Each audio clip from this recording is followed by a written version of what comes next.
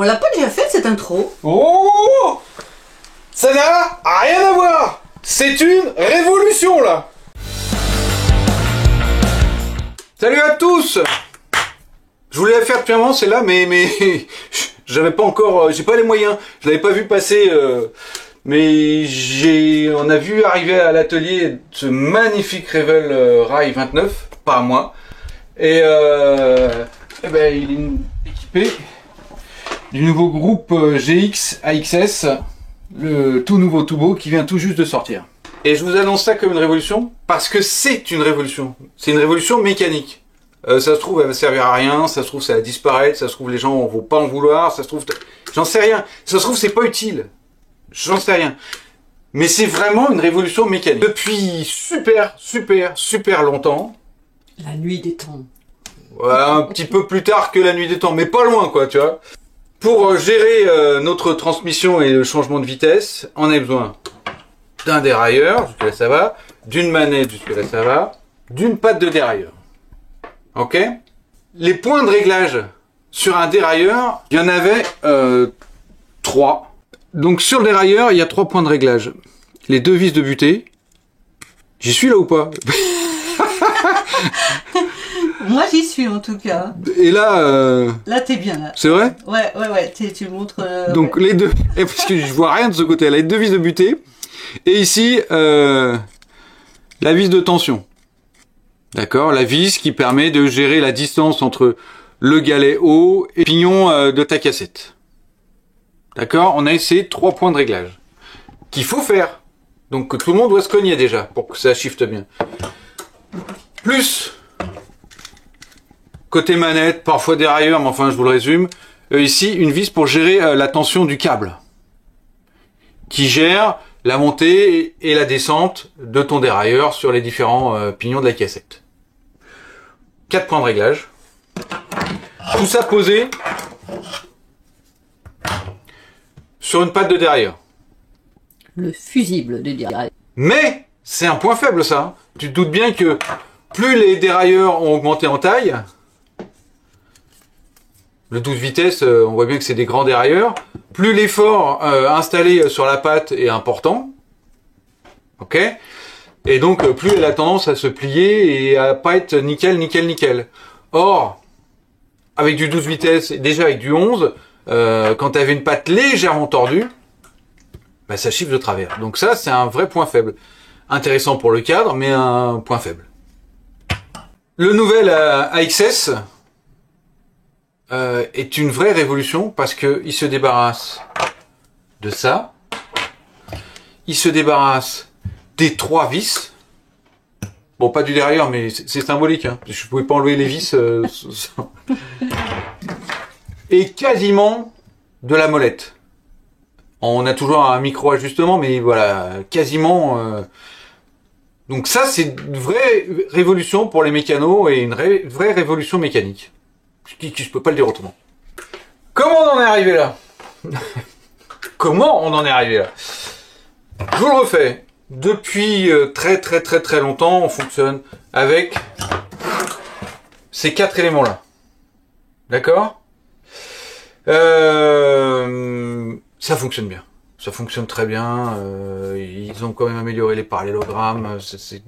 Voilà, ça fonctionne très bien. Les câbles, hein, qu'est-ce que je te dis? Est-ce qu'on a besoin de passer à l'électrique sans fil et à virer la patte de derrière? Pas forcément. Les défauts, un point faible, un deuxième point faible, hein, ça s'encrasse, ces machins trucs, ça doit se changer régulièrement. Et un réglage qui nécessite 4 trucs à bricoler, qui est pas forcément accessible à tout le monde. Ok. En 1, SRAM a inventé le passage où on vire ça. C'est celui que j'ai moi. Hein.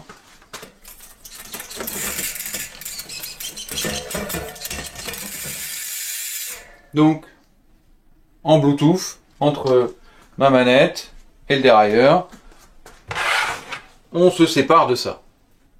Okay. Il y a d'autres avantages, mais enfin ça c'est l'idée le numéro 1. Est-ce que ça fonctionne bien?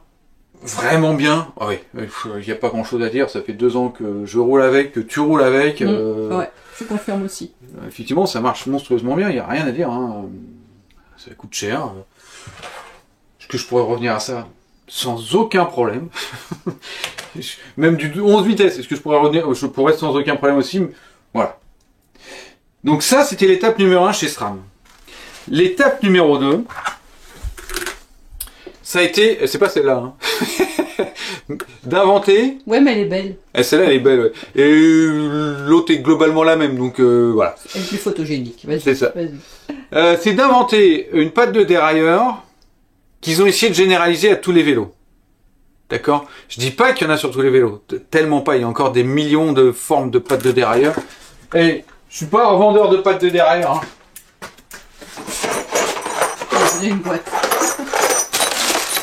Et il y en a des millions. Il y a des sites qui sont consacrés Des millions, peut-être pas, mais il y en a des milliers. Peut-être des centaines de milliers. Hein. Ouais, il y a un site qui vend que ça. Bon. SRAM a eu la bonne idée, et je pense qu'ils avaient déjà anticipé la suite, ça m'étonnerait qu'ils ne l'aient pas fait, d'inventer une patte de dérailleur prévue pour être universelle. D'accord? Ils l'ont appelée l'UDH, Universal Derailleur Hanger.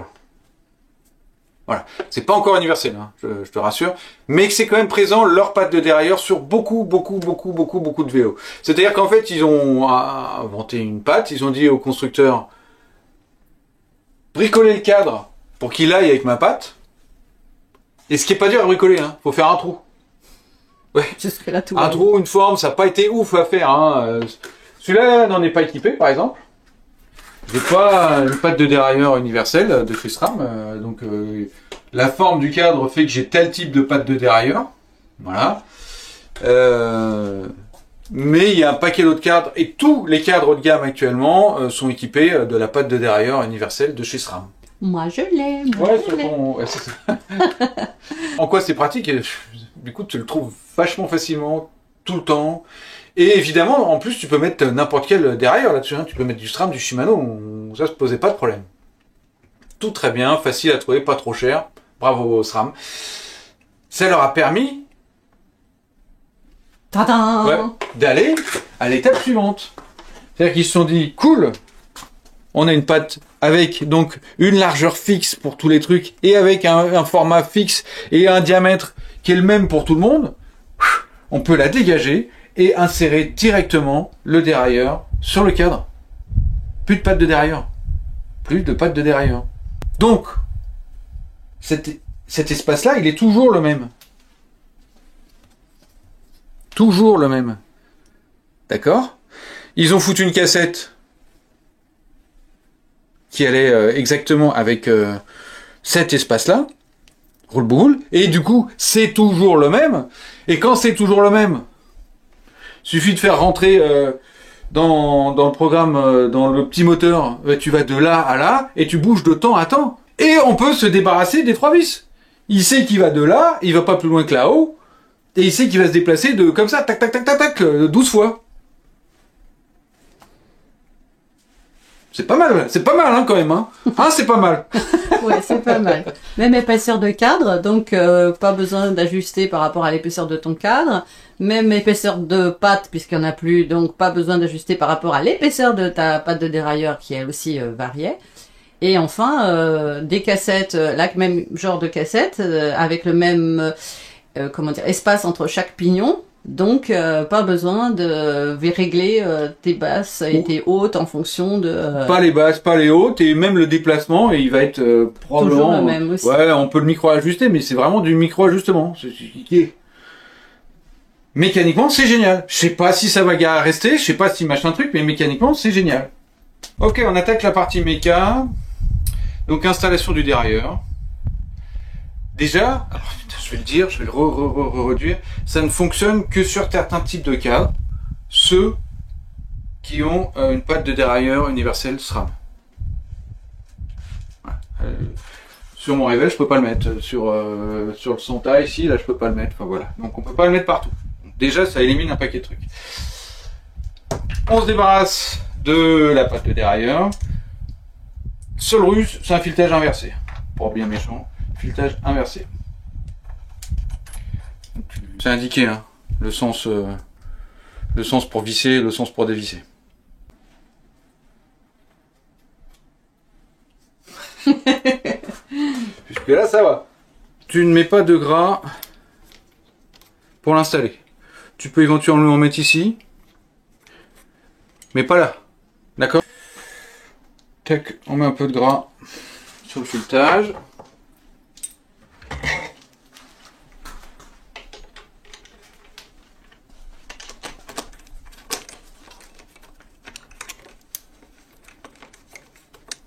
Cette fois-ci, c'est un filetage à l'endroit, c'est pas comme la pâte de derrière.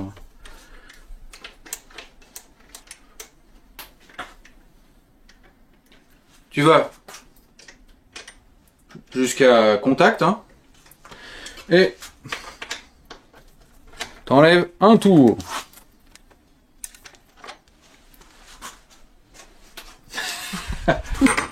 Maintenant, je peux faire ça dans le désordre. Oui, forcément que je fais ça dans le désordre. On peut appareiller, on peut le faire après, on peut le faire avant, ça change pas grand chose. On peut appareiller la manette avec le derrière lui-même. Manip qui est comme l'ancienne AXS, hein, pas bien méchante. On appuie jusqu'à ce que ça clignote. Toc, toc, toc, toc, toc, toc, toc. Et ici,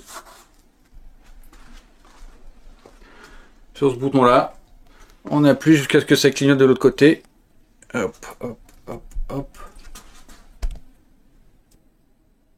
Allez, c'est bon. Il l'a chopé. Et du coup, tu rappuies là-dessus.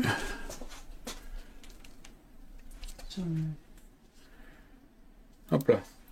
Et ils sont opérationnels normalement.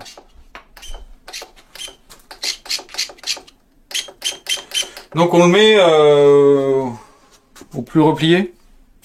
Donc sur l'équivalent du plus petit pignon. Potentiellement on pourrait le faire ici. Tiens, je l'avais pas montré sur le rouge, elle est déjà pareil sur l'ancienne AXS. Ici si tu cliques deux fois tu fais monter. Et si tu cliques une fois vite fait ça fait descendre.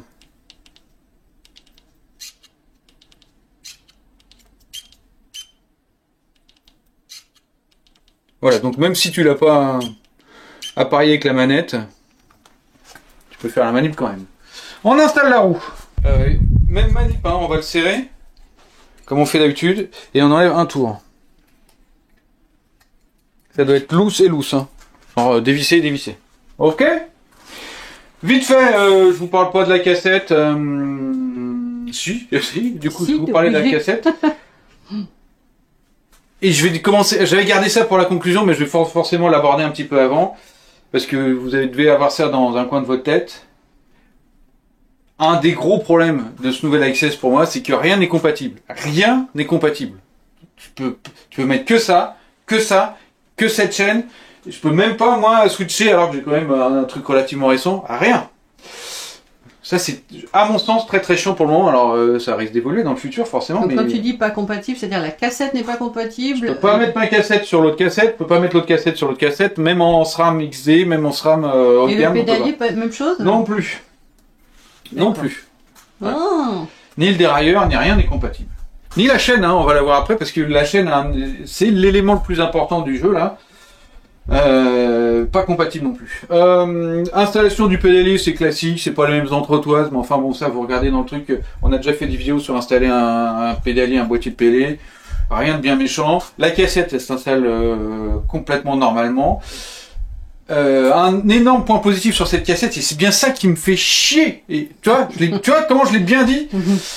C'est qu'ils ont refait l'étagement. Un des défauts pour moi chez SRAM, c'était un étagement entre l'avant-dernière et la dernière. Donc sur ma cassette, par exemple, je passe de 42 à 52. 42 dents à 52 dents. Ça fait 42 dents à 52 dents, ça fait 10 dents d'écart. Ça pique. Bah c'est pas idéal. C'est pas harmonieux quand on. Dans ce sens-là, je préférais largement Shimano par exemple qui fait un 45-51. 6 dents d'écart, c'est intéressant. Parfois, je me retrouve la 42, elle est trop dure et la 52 trop facile. Ici, ils ont fortement adhéré, ils ont fait 44, 52. Donc voilà. Du coup, c'est pour ça que ça me fait bien chier. J'aurais bien foutu ma cassette, cette cassette-là sur, mais pas compatible. Ok. On a déjà fait le gros du boulot. Maintenant, tu te concentres. C'est pas du réglage. Il faut trois données. Non, il faut 3 données fondamentales. Et elles sont liées au vélo lui-même. Mais comment je fais? Voilà, comment que tu fais? Heureusement, je crois que c'est dans l'appli et c'est aussi sur le site SRAM. Tiens. Ok, donc là je suis sur le site SRAM, il doit être en français aussi, mais c'est pas bien important. La petite ligne T-Type Chain Calculator. On clique dessus. Ça c'est super important. Marque de vélo. Revel. Modèle de vélo. Ben, ils n'ont que le Ranger et le Rail dans leur gamme. Tiens, tu vois, même chez Revel, ils n'en ont que 2 qui sont avec la patte de derrière universelle. Donc j'ai pris le Rail 29. Taille du cadre, ça joue aussi. C'est un L. Taille du plateau, ça joue aussi. C'est un 32. J'ai rentré toutes les données. Boum, j'envoie. Et voici ce qu'il m'envoie. Les voilà, putain, c'est tellement français. Les voilà, mes 3 données. Il va me donner la position de la clé de réglage. Elle doit être en B. Donc il y a 2 positions ici, A et B, on va voir tout de suite. La longueur de chaîne, alors c'est la chaîne spécifique, un type T. Il me faut 116 maillons, pas 117, pas 118, il m'en faut 116. Ce sera valable pour du 30 dents et du 32 dents. Et le pignon de configuration, ça va être le 21 dents.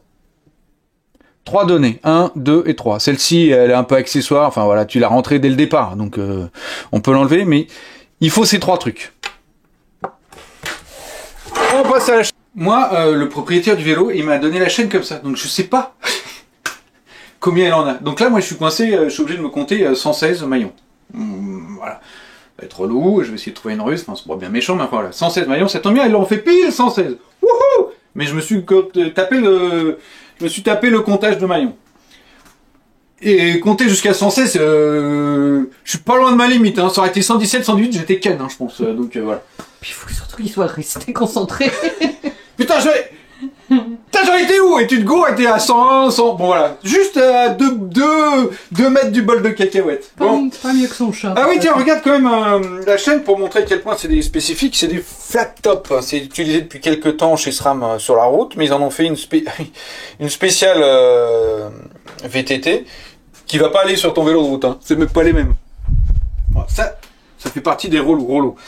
Flat top, si tu vois comment étaient foutus tes maillons classiques sur les 12 vitesses de chez SRAM, mais ils avaient déjà un flat top. Donc en fait, ils ont fait une chaîne avec des maillons rapides.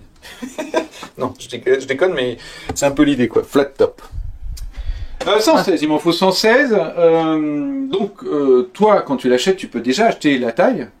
Et elle est toujours indiquée le nombre de maillons. Donc tu fais ta soustraction. Pas d'addition, parce que tu peux pas rajouter des maillons. Hein. Tu fais ta soustraction. Si on pourrait, mais c'est con, du coup. Et je crois que là aussi on trouve chez SRAM, ils ont un petit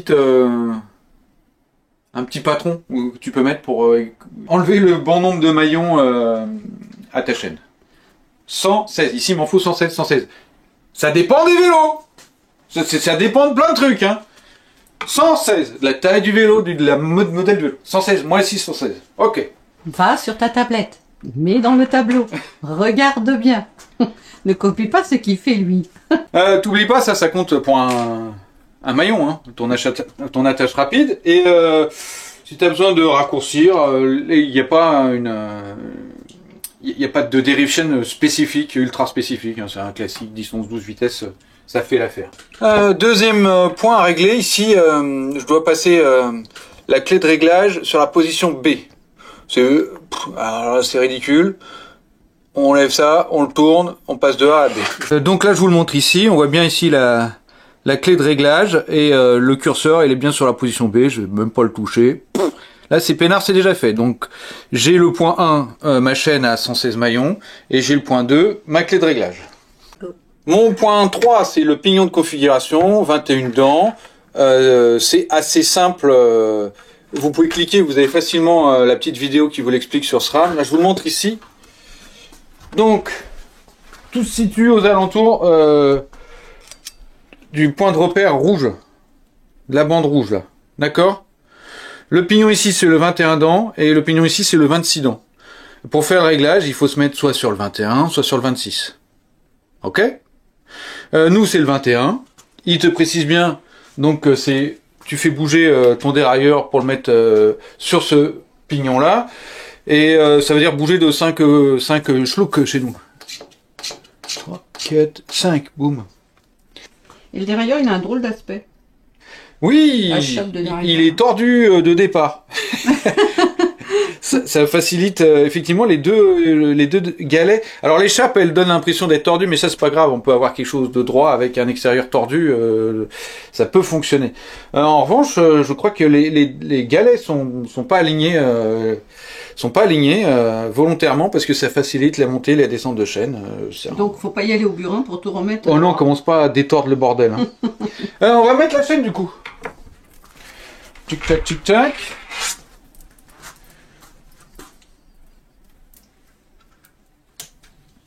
Pour me faciliter la vie, sur le pignon 5. Classiquement, on fait pas l'erreur, hein, je l'ai montré sur plein de vidéos. Ici, on passe à l'intérieur de cette petite plaque. Parfois, des gens leur font faire le tour, ça fait une maille à l'endroit, une maille à l'envers, mais c'est pas ouf, quoi. Là, on va installer le power lock. Il y a un sens, hein, évidemment, avec une flèche, et alors là c'est encore plus facile, c'est-à-dire que le côté plat il doit être aligné avec le côté plat. Comme la chaîne, hein, il y a un sens. Hein. Non? Bah le côté droit il doit être en haut. Hein. Et les côtés arrondis sur la cassette. Mais bien sûr. Pourquoi j'ai dit non? Ouais, on peut pas faire ce qu'on veut. Je l'ai fait d'une manière naturelle parce que c'est censé. Mais oui, bien sûr, bien sûr. Le côté plat il est à l'extérieur. On clip. Alors soit tu as une pince comme ça qui est fort pratique. Clac. Tu dois entendre le clac. Soit si t'as pas de pince pour... tu mets ton attache rapide ici. Tu bloques ton frein arrière. Et tu appuies fort sur ta manivelle. Et tu dois entendre le clac. En vrai, achète-toi une pince parce que tu en as besoin pour le défaire un jour. Ouais. Voilà, donc. J'ai mes 3 cales. J'ai mes 3 points de réglage. Comment ils appellent ça? Avec la clé de réglage, machin truc, qui est sur la position B.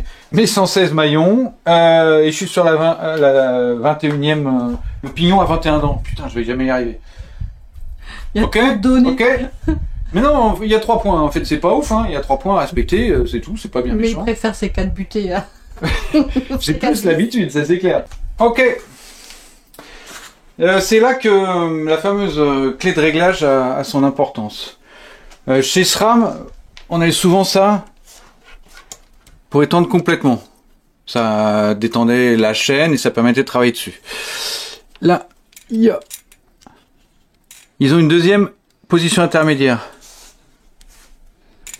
Ici, on peut caler. Tac. D'accord, donc il faut le mettre sur la position intermédiaire. Ok. Jusque là tout va bien. Maintenant, on tient la chape en arrière tendue et on check que tout passe bien. Enfin, que tout passe bien. Qu'on n'entende pas de bruit, que la chaîne reste au bon endroit, que voilà. Sur le pignon le 21. Le 21 chez moi ici, ouais. Là, donc j'ai pas de souci. Tiens, tu vas passer de l'autre côté. On garde la tension vers l'arrière. Et du coup, on n'a plus qu'à...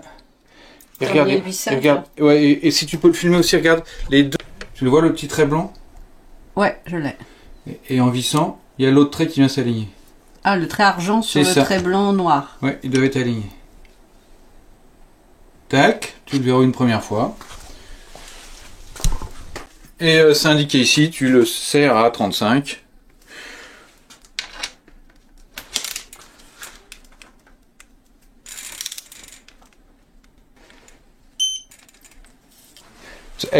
C'est assez flippant de serrer un derrière aussi fort que ça quand même. À ce prix-là, surtout. Ouais. Piquez pas à nous. Donc là, on est nickel. Dernière étape. Ah non, pas dernière étape. Oh, oh, oh, oh, oh. Pour serrer ta roue, mon gars, quand même. Maintenant. Donc, avant-dernière étape. Ouais, parce qu'en fait, tout le l'axe qu'on a laissé au départ, c'était uniquement pour pouvoir après régler, lui. tout régler le Ouais, c'est ça. dérailleur. On check les vitesses.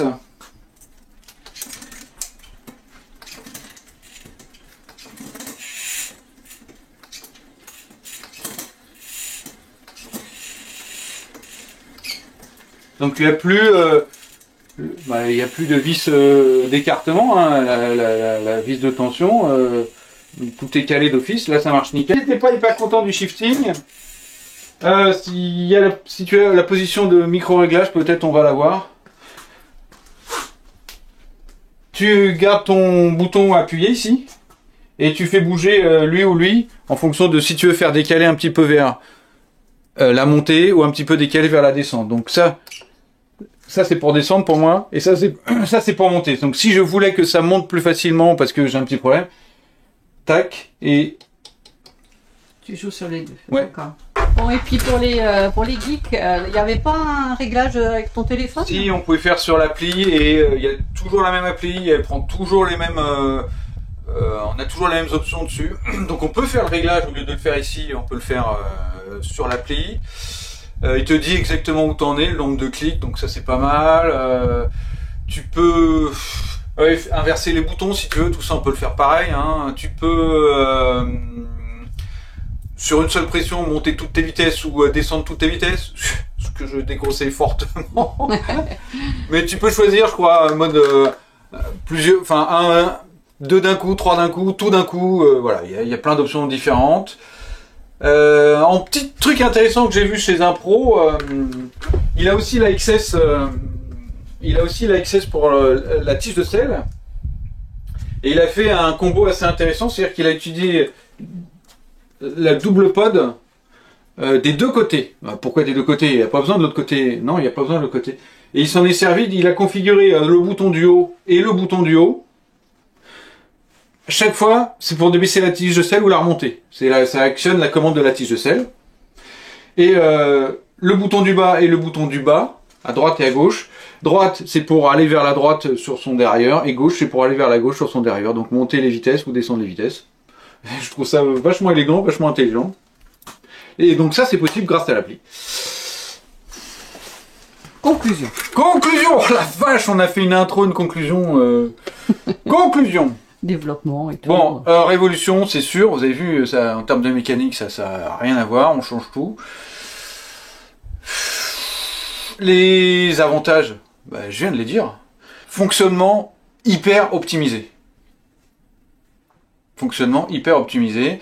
En plus, quasiment tout change et très facilement sur ce dérailleur, donc encore une bonne chose. Tous les tests, je l'ai pas testé moi-même, hein, mais tous les tests que j'ai vus, machin truc, montrent que c'est un truc de dingue. Ah oui, il y en a qui pourraient se dire, oui, mais si on n'a plus de... Ah oui, j'aurais dû le dire dès le départ, ça, si on n'a plus de potes de dérailleur, du coup on explose de carte. Non, déjà avant de l'exploser, mais tu pourras trouver des vidéos là sur le net. J'ai vu celle d'Enduro, j'ai vu celle de Fanatic Enduro DH ou celle de Fanatic Bike qui est encore pire, où les mecs ils font tomber des gros trucs là-dessus, hein. Ils sautent dessus, enfin il se passe... Ne cherchez pas, on le fera pas. Non. Je m'y oppose formellement. Enfin bon, voilà, donc hyper fiable, hyper fonctionnel. En avantage ou en inconvénient, mais c'est pas sûr encore. On voit que ça shift pas à la même vitesse, hein, ça s'entend. On peut le comparer sur le mien. Sauf que c'est prévu pour un gros mulet de 100 kg qui appuie, qui veut changer 3 vitesses en pleine pente. Ça va bien se passer. Il va bien le prendre, notre client. Ouais. Non, mais c'est pas lui. Mais imaginons. Imaginons un mec vraiment costaud qui appuie comme une mule sur ses pédales et qui décide en pleine montée de « Allez, j'en passe 3 d'un coup », lui il va le faire. Il y en a aucun autre qui saura bien le faire. Parce que c'est un intérêt pour certains, peut-être pas pour d'autres. C'est l'avenir qui dira si ça reste. En point négatif, le prix. Ça coûte encore un peu cher, et du coup, si tu remarques, ils ont quand même sorti le GX très très vite après avoir sorti les deux hauts de gamme. En général, ils attendent un petit peu. Là, c'est sorti presque 6 mois seulement après. C'est-à-dire qu'ils se sont dit, ouh, faut se calmer un peu sur le prix. Et même là, ça reste encore très cher. L'incompatibilité avec tout le reste, quoi. J'attends de voir comment tous les autres fabricants de chaînes de cassettes, ils vont pouvoir faire des trucs un peu génériques.